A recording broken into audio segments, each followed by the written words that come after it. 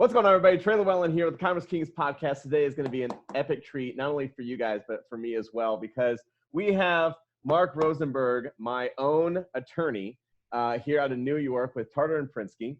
And he represents us for every internet marketing thing we do through like patents, trademarks, and making sure that we don't get ourselves into trouble.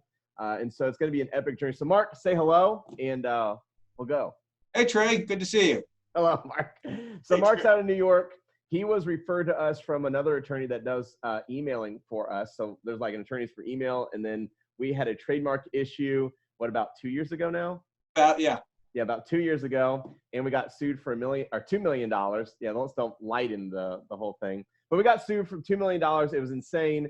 And I freaked out. And luckily, Mark came to the rescue.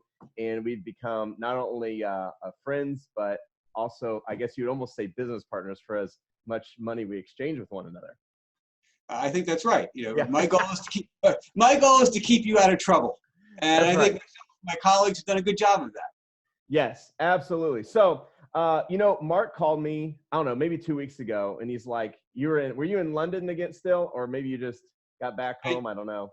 I think I just got back.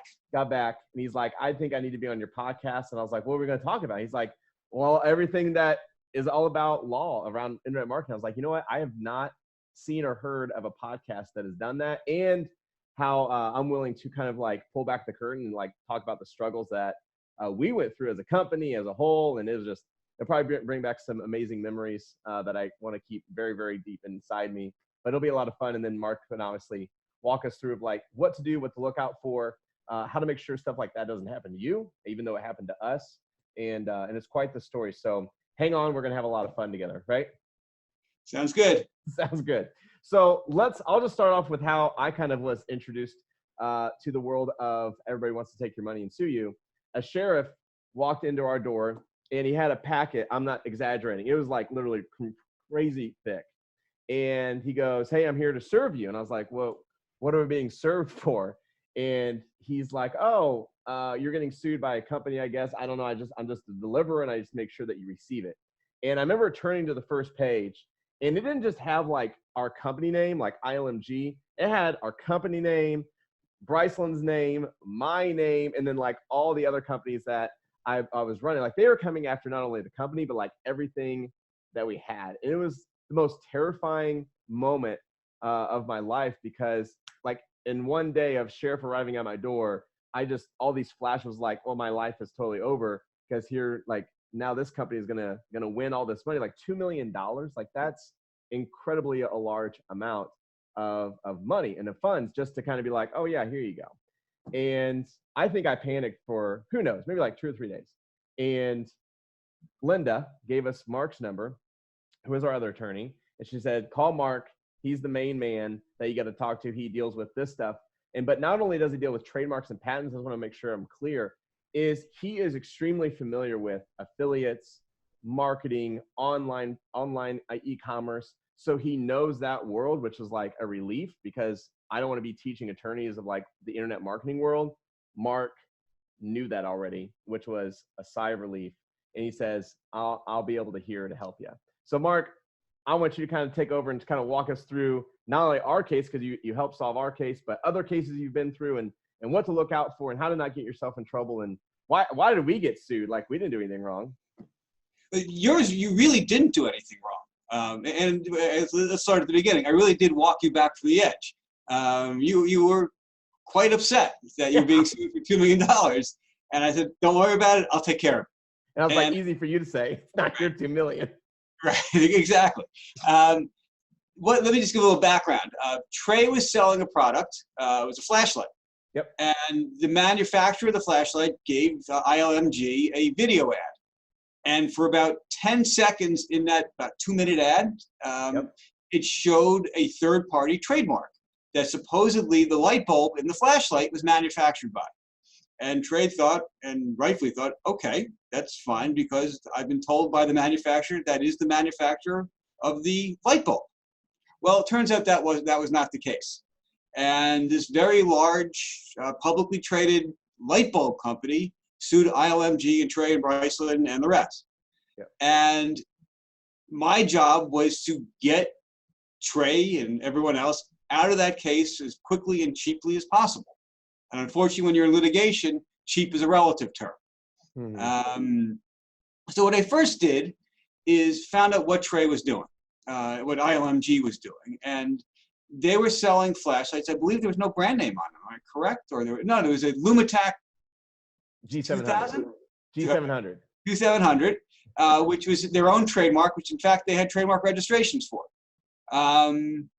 That yes, the video did for 10 seconds, 20, not even 20, a minimal amount of time use a third party's trademark. And it was at the back end of the video that was really a boring video, that it was highly unlikely that anybody watched it all the way through. And I think later on you did a statistical analysis, and which demonstrated that after about 30, 40 seconds, people stopped watching.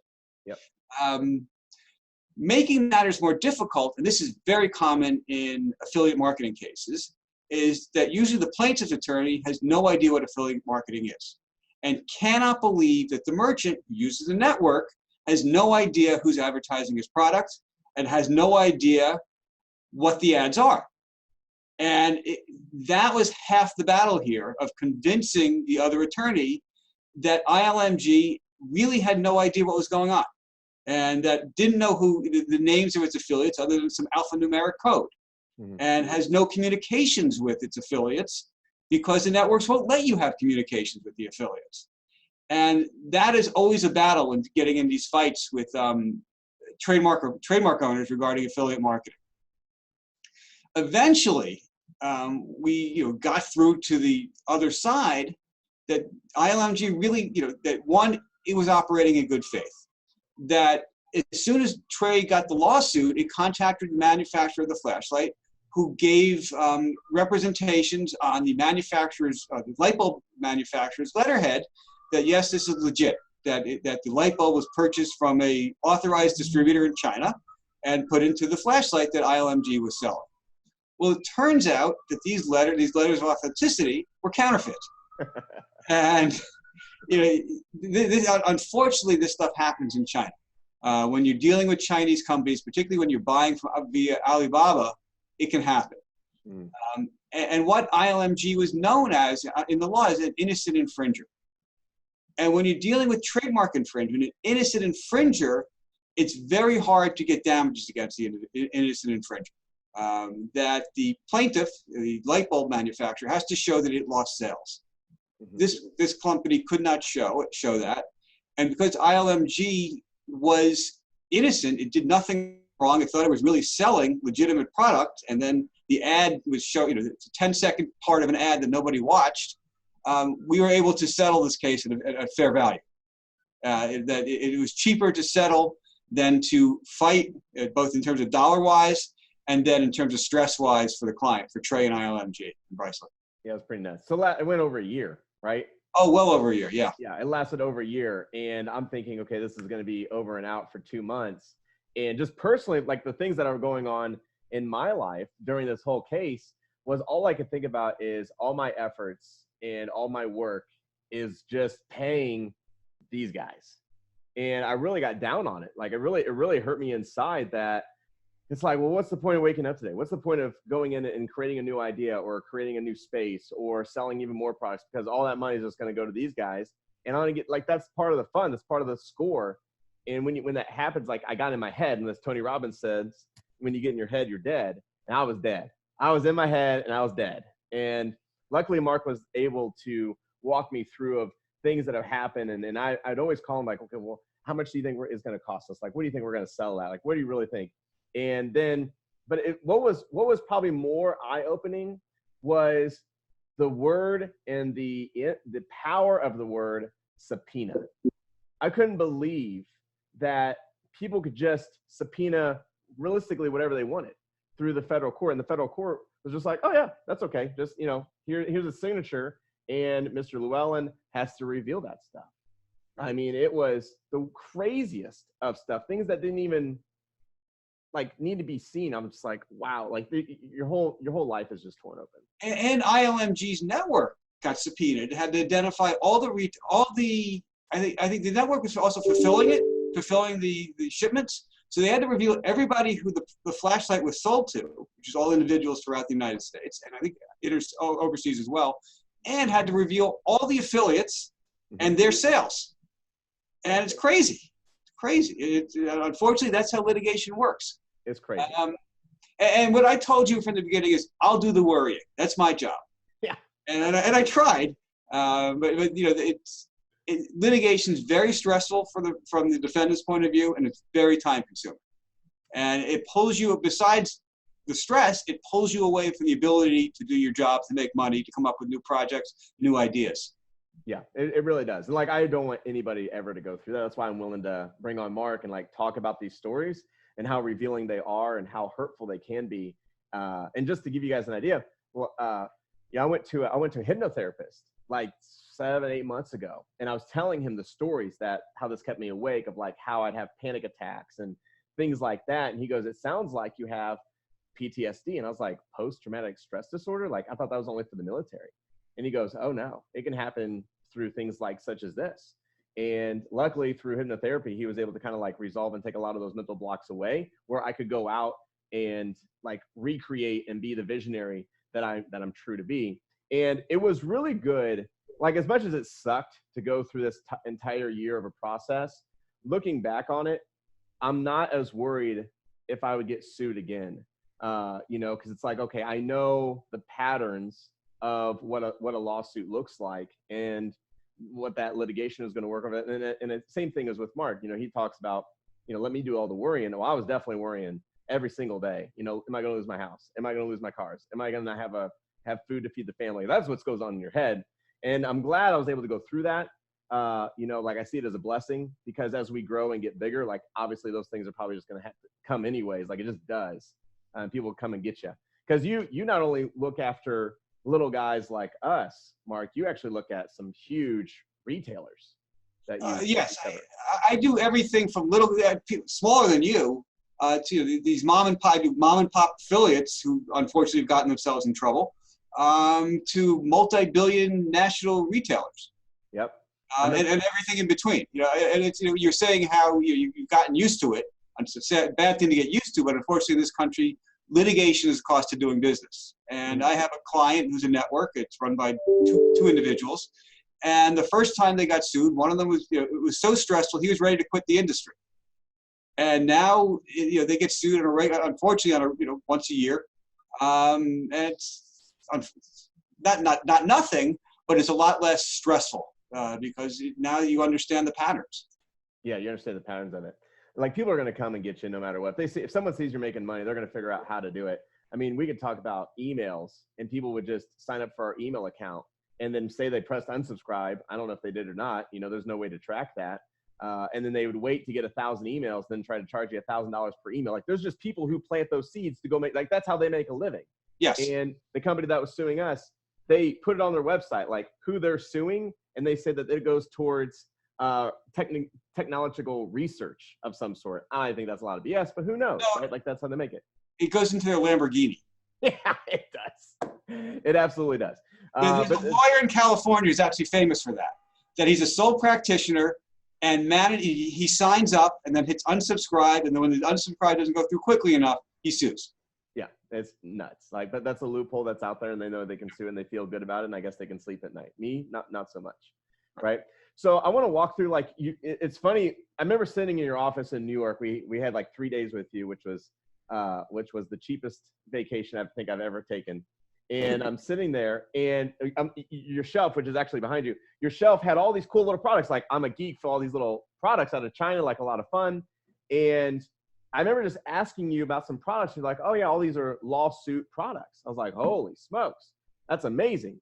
And that was like a sign of relief for me when you said it's not just you getting sued, it's big mass retailers who get sued. Like they make the same mistakes, or they try to be as true as they can and still get sued.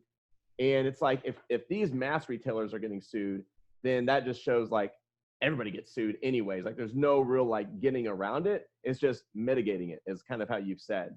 And I remember you talking about this little device that was on the shelf. I think it was like some sort of screwdriver or something. And the big retailer bought it out of China on a mass quantity, sold it as one of their little cart add-ons, if you will. Like when you're shopping, you get done, you're checking out, it's right there. Come to find out, it had a trademark or a patent on it. Patent. A patent. And now they're getting sued for a $3 trinket, multi-millions of dollars. Unfortunately, it happens. For those type of devices, it's always beneficial before you start selling to do a patent clearance. So can you walk us through that? Like, I mean, we go to China all the time. So walk us through maybe the steps we should take of like, hey, check this little product out. How do we know if it's OEM or if it's patented or trademarked, or like, how do you? Well, the first thing to do is when you're first meeting with the Chinese distributor, ask them, are you aware of any potential patents on this? U.S. patents. And no. Sometimes they'll say no, but sometimes they say yes, and here's a clearance, but written by a Chinese attorney. It's not worth the paper it's written on, but it gives a U.S. attorney a head start. So you give that to your U.S. attorney, who will look at those patents that are in the memo, and the U.S. attorney he or she will look at it and say, well, maybe the Chinese attorney happens to be right here. There is no issue, but I should really look and do a search to make sure there's no other patents out there. So it's the Chinese will sometimes give you, indicate there may be an issue, or usually it's not. We're not aware of anything. What we have is clients will come to us before they start selling and say, can you clear this product? And from a patent perspective. And what we do is do a search in the patent office of any potential patents that may pose an issue, and let the client know if there's a problem or not. And if there is a problem, the client can decide, I'm not going to sell it, or I can ask the manufacturer to make a slight change. Sometimes all it is a very slight change to get around the patent, or something in between. I'll take my chances. Yeah. What's that cost? Like for a patent review, like, hey, can you clear this? What would that cost me? It really depends on the nature of the device and how many patents we find when we do the search. But I would say around $5,000. $5,000. $5,000, give or take. Yeah. So that can be pretty expensive for somebody who's just starting out, right? In the world, they're like, man, I'm just going to take the risk. Yes, but a month of litigation is far more than $5,000. It definitely is. Yeah, you got to think it's an insurance policy. It is. And we're going to talk about that too, insurance policies. Okay, so it's similar with trademarks. If you're going to come up with your own trademark, or a trademark that someone else has come up with, particularly your own trademark, before you start using it, it's highly advisable to do a trademark search. First you search the trademark office's database, which online is free, and then ideally, you would have an attorney conduct something called a full search. That what we do is we contract out with these vendors who have these enormous databases. And they come back to us with a report that's several inches thick of every permutation of this trademark that's both in the trademark office and both used without being registered. When I mean permutation, think of the word cat. It's C-A-T, C-A-T-T, K-A-T, K-A-T, K, any way you could spell cat or something like cat. And we will then review it and tell the client, this is safe or this is risky. And then we also say, register it, because then no one else can use it. You register what? The trademark or the patent? The trademark. The trademark. Yeah. Patents only come up, applying for a patent only comes up when you invent the patent. So if I'm buying something out of China, can I patent that for US? If the Chinese if you invent it, yes, or if the Chinese invent it and assign the invention to you. What's that look like? That's rare. The China, because to have someone assign an invention to you is usually very expensive. Yeah, I'm sure, because they want to make sure they're producing it. Their factory is the #1 producer. They want to make sure they can get as much inventory. So you'd probably have to promise an X amount of orders per month in order to get something like that passed. Yeah, it's usually larger distributors who do that. Yeah. So $5,000. Now let me ask you this. So, because this is probably something that marketers would do, is find a product in China. Man, I think this is going to sell great. I put it to the market. I find that it is selling. And then I say, okay, Mark, I know that I can probably sell this product. because I've sold like 100 of them online, I would probably stop selling that, have you do a $5,000 patent search, go through the trademarks and what you give me the clear, okay, we can sell and go. That's a great idea. I've never had a client come up with that before, but that's a really good idea. Well, that's how I would do it. Yeah, and that's why you're Trey. Yeah. No, that's actually, test market it. If it sells, then yes, you want to go forward with it. That's a fantastic idea. So that's okay in your eyes. Yes. You still, is there potential in, liability for the 100 units you sold? Sure, but what are the real damages? De minimis. Right. No one's going to come after you for 100 sold or 300 sold. That's a good question too. Is what number of units sold do you normally see before the sharks come out? There's no rhyme or reason. There's always for a national retailer, the assumption is going to be that the sales are huge, whether or not they are. I've represented a retailer that had a huge retailer and sold maybe 300 units nationwide. The product was a dog. Oh. And the patent owner could not believe that was the total sales.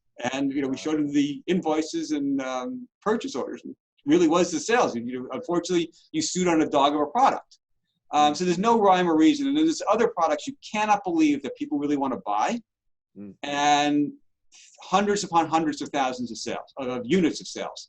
So there's no rhyme or reason to that. Yeah. That's why it's also good to be a partner with you, because I get to know what's selling, what's not selling. You're like, you won't believe what's selling right now. Get a little intel. But even, usually there's two types of plaintiffs. Some of them will go after what they consider small fry, like you're a decent sized company, but to a large publicly traded company, you're a small fry. Yeah. They think you're not going to fight back. And that's exactly what happened in the litigation with you. They thought you were going to roll under them, roll over, and you didn't. And I think they really weren't prepared to go forward in a lot of ways. So there's also a strategy of suing people who don't fight back. And they know that the larger the company, the more likely there is to fight back. And in some companies, there's a lot of almost extortionate litigation that we will litigate to the end. We will not pay a dime in settlement. But you have to be a big company to be able to afford that. Right. Yeah. Because they're still paying an attorney. Correct. To fight. Right. So that's one thing that so with our case, which was really bizarre, is we never received a cease and desist. Never received one. And I always thought that if you're doing something wrong and an attorney catches it, he's like, hey, cease and desist. If you don't cease and desist, then I will come and sue you. That's how we saw that with our t-shirts. We had the word Glock on one of our t-shirts, and we did not know, we're so new to this stuff, we did not know that Glock was a registered trademark. So we got a cease and desist from Glock that said, hey, you cannot use this name. And he was like, oh, okay, whoops, sorry. Like, how are we supposed to know? We're just new to this world. And we said, okay, we tossed it out. We never used the word Glock ever again. Nothing ever happened. And so in my mind, I'm like, oh, you just get cease and desist, and life is great. Until the sheriff walked into my front door and he hands me a lawsuit. And I'm like, they never even sent us a cease and desist. Why?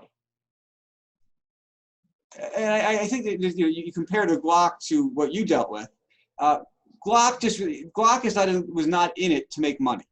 They just wanted to protect their trademark, which is where the trademark search comes in. That if you said, Mark, can I sell a shirt that says Glock on it?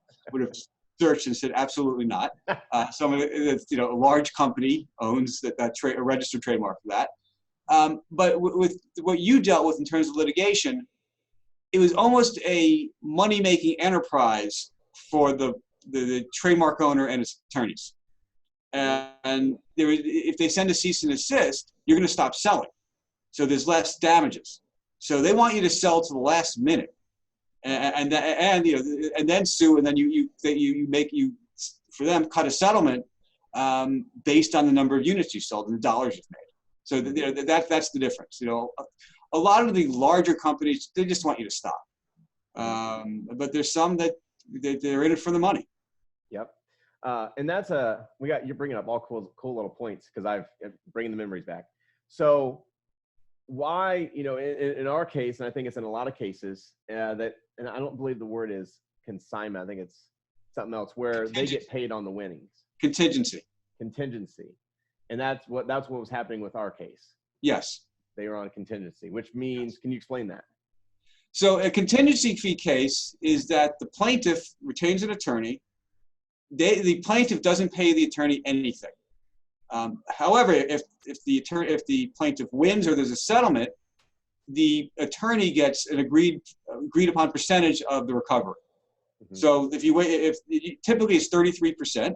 So if you win $1 million, the attorney gets $333,000, and that's a pretty good deal for the attorney.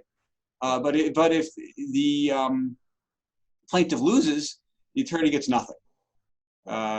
So what often is the problem in those type of cases is that the attorney has sunk costs, and it becomes difficult for the attorney to settle because it has to cover the sunk costs, even for a legitimate settlement amount. Mm-hmm. So in our case, which was really interesting, is they didn't just sue us. Like, we weren't targeted. We were targeted, but we weren't the only ones being targeted.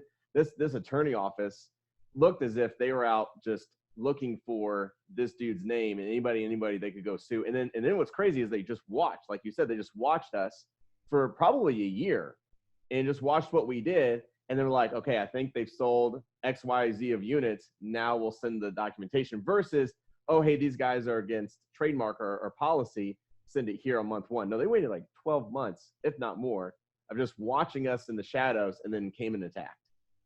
Right, and yours is really a minor case. I work with another matter that it was actually on the flashlight itself. I've had 3 cases against this company. Good times. Yours was the second most innocent. It went from someone who used the flashlight, the logo on the flashlight and all the advertising, to you, which a manufacturer gave you a video and it shows the mark shows up for 10 seconds in a 2-minute video. And then the third client, it never used it.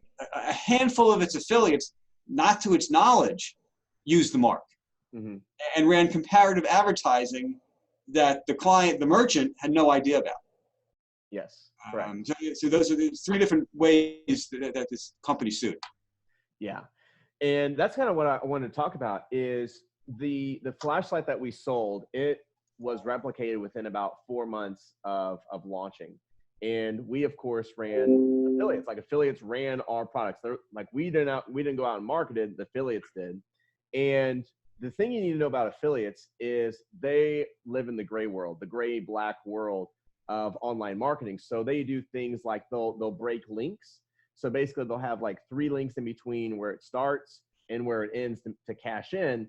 And then they delete these links. And so basically someone coming up to sue, they can never find out, they can never backtrack to who that main affiliate was because all the links are gone in our space. And so the person left holding the bag is the seller of the product, this guy. So that was a big aha awakening point, is like, what's the affiliate's fault? It's not our fault. But like, yeah, well, we don't know who they are. So we're just going to point it at you, and you're the one holding the bag, and you owe us a lot of money. So that was a big learning curve. The other piece is when you pay an affiliate $1 per conversion less than the competition, the affiliate turns all his traffic over to them because he's looking for the best deal, right? He needs to make as much money as he can. So if this dude's going to pay him $1 more, he's going to go with that guy, even though you've paid him out who knows how much over the last 4 or 5 months. He doesn't care. And that creates a big problem. That was actually a big problem in this lawsuit, is we were shown, I don't know how many documents of different flashlights for sale that said G700, it said Lumitac, or it even showed our flashlight. And what was interesting was you clicked the button and it went to a totally different offer. It was a flashlight, but it was not ours. It was not a Lumitac. It was not a G700. It wasn't even a sales page that we owned. And the people, that's why they thought this was so big, is because they thought, I give them credit. I was like, I appreciate it, but unfortunately, I'm not the genius behind it. But they thought I was the master genius behind this entire, like, I don't know what you want to call it, but this platform that was not only selling our Lumitac G700, but I had created other sales pages and other flashlights with similar names and done this across the board. And unfortunately, I wasn't that smart, but they thought I was, and they thought I was the leading, like they caught the head honcho. Right. And that's very common. The other case I'm talking about where the affiliates got the merchant in trouble. Again, in the deposition, they showed these ads, and it's like, that's not ours. That's not ours. That's not ours. And it didn't, they never linked to the client's product. It linked to a third party's product, but they were using the client's advertising to link to someone else's product. Right. And then long after the case was over, I was getting letters saying you're breaching the settlement agreement. I thought you agreed to stop selling the flashlight. Here it is online. It's like, that's not ours. That somebody else is still using old advertising. Follow the links through, and you'll see it's not my client's flashlight. Mm-hmm. And I was right. But it's when you deal with affiliates, it's dangerous. And it's a great way to get your product promoted all over the internet, but you lose control. Yeah. In an ideal world, you tell your affiliates what you give them the advertising. MasterCard can do that. Someone at Disney can do that. ILMG doesn't have the pull to do that. Mm-hmm. And you have to rely on affiliates to be on their best behavior. That all the network affiliate contracts, every single one of them, the affiliate agrees to not violate intellectual property laws. Mm-hmm. And the merchant has to rely on those contracts, and that the affiliate's going to abide by them. But unfortunately, a lot of them don't. And again, it's the merchant who's left holding the bag. Yeah. Can you explain, this was a big word that I learned about, which was a good time, indemnification. Indemnification? That is when let me walk it back. So under most U.S. contract law, there's an implied warranty of non-infringement. So if I'm a distributor and I buy a light bulb from a manufacturer, the manufacturer is implicitly warranting to me that there's no infringement issues with a trademark, patent, copyright. Let's say I get sued for infringement for the light bulb I purchased. That I can require actually the manufacturer to what is known as indemnify me. And that means that the manufacturer has to cover all my legal expenses and any damages that are assessed against me based on the theory of indemnification. Mm-hmm. That's indemnification by law. Also in distribution agreements or other types of contracts, you can have indemnification provisions that spell out explicitly what is and what is not indemnified. So my first trademark case regarding the trademark that you were sued on, my client was a distributor of this flashlight that it was represented to him that they were buying a genuine trademark flashlight. And if you thought you got certificates of authenticity, he got a pile of them. He got, the Chinese manufacturer explained why this is genuine, how you can tell how it's, here's a counterfeit, here's a genuine. A counterfeit costs this much. You're paying a lot more because you're getting a genuine product. Mm-hmm. So my client sold it to U.S. distributors who then got sued for trademark infringement. Mm. And those distributors looked to my client to indemnify them to pay for their legal fees because they got sued for selling an infringing flashlight. Sure. I, of course, was like stunned. What do you mean it was infringing? I bought genuine product, and unfortunately, it wasn't. But it had to pay. It had to pay legal fees. It required to under the law. Wow. Yeah. So, that's why, if you're selling to anybody, you got to be aware of these things.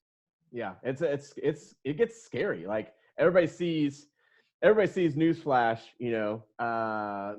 whatever, thousands of flashlights sold, or this product's the new highlight, or you go into, you watch As Seen on TV is a great one, right? Like you see the newest little Snuggie that's on TV and you're like, holy smokes, that thing is selling millions. Like they're making so much money.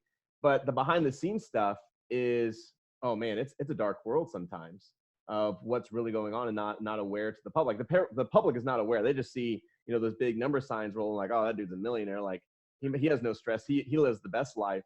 And sometimes, there's some heartache that goes along with that. It's just those different levels of success. Like it's just part of it. When we were getting sued, I remember talking to my dad, who works for an insurance company here in St. Louis, and he said that insurance company receives 3 lawsuits a day. 3 lawsuits a day from all the insureds that they have, or people getting hit or whatever it is. I was like, 3 a day? Like, man, I'm having trouble with one, right? Just one. And I can only imagine 3 a day. Like, I would lose my mind. So it's just different levels, right? Which kind of gets me into, you know, do you ever recommend a budget for you know, your the people that employ you, of, hey, just put this amount away for litigation, for getting sued, because it, like you said, it's just kind of going to happen. It's inevitable. That's a good idea, but it's a lot of money. You know, do you want to put for, you know, it's a rainy day that may never happen. Sure. That's typically for bigger companies because it can be so much money. But litigation can be in the hundreds of thousands of dollars. We represent a lot of the seen on TV companies, you know, and the amount of litigation between all these companies is just phenomenal. Patent and trademarks. You know, what is it? Dash cams, trademarks, pots and pans, patents, lanterns, you know, flashlight type lanterns, patents, and trademarks. It's crazy. All these companies, they all hate each other, and they all sue each other constantly for the as seen on TV. Yeah, they all know who each other are, and they all hate each other. It's a crazy industry. It is. So, okay, then if not a budget, what about insurance? Can you get insurance for trademark? You can. It's for advertising industry, advertising injury. And what your situation was perfect. It was advertising. That's exactly what you got sued on, a video ad. Had the trademark only appeared on the flashlight, that would not have been covered by insurance, because that would not have been an advertising injury. When you get advertising injury insurance, insurance companies fight like hell to not cover you. You got lucky. You know, there was not much of a fight because they really couldn't, because it was clearly an ad, but they try to say it's not an ad. But that is, if you can get it, because it does protect you. And as you know, it protects your pocketbook. It does. Yeah, it did. And we didn't even know we had it. Yep. It's worth it, because the one time you get sued, you realize that it's a good investment. Is there patent insurance as well, or no? It's very rare in this country. It's phenomenally expensive, so nobody does it. Gotcha. It'd be better. I mean, my insurance policy is paying you $5,000. Right. So that you don't have patent insurance. If you had patent insurance, it'd be much more. Right. Because patent litigation is so expensive. Got it. So what happens when I'm like, Mark, man, I got this new product. You're like, yep, it looks great. By the way, we ran it through all the trademark databases, full search, looks amazing. Permutation came back clean. You're all set. And we start sounding like gangbusters. We're like, woo, this thing is just killing it. And then we get a lawsuit. It's like, oh, Mark, I thought you said, I mean, I'm sure that's happened.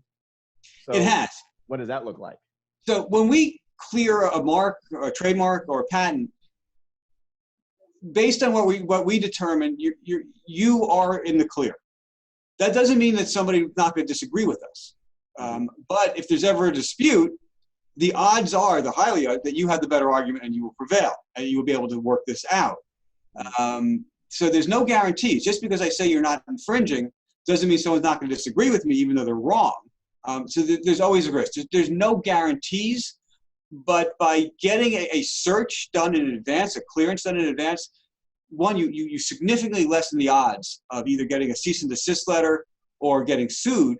And there's also something known in both trademark infringement, copyright infringement, and patent infringement as willfulness. If you intentionally infringe somebody else's intellectual property and lose a lawsuit, not only do you have to pay damages, the damages get trebled, and you have to pay their attorney's fees.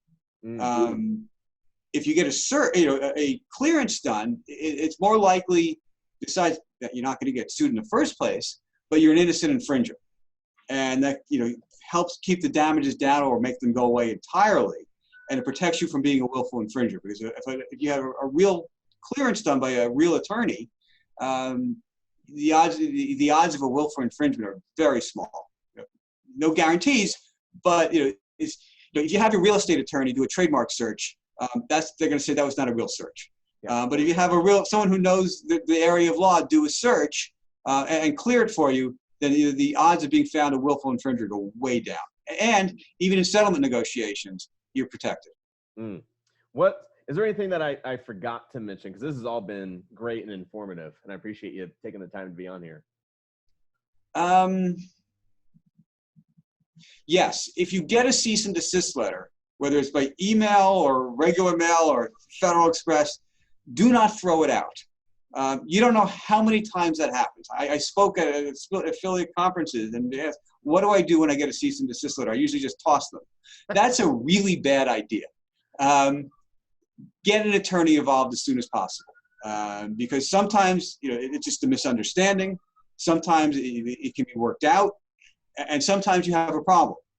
And it's when if not responding to a cease and desist letter is a way of almost guaranteeing you're going to get sued. Mm. And it's cheaper to respond to a cease and desist letter than a lawsuit.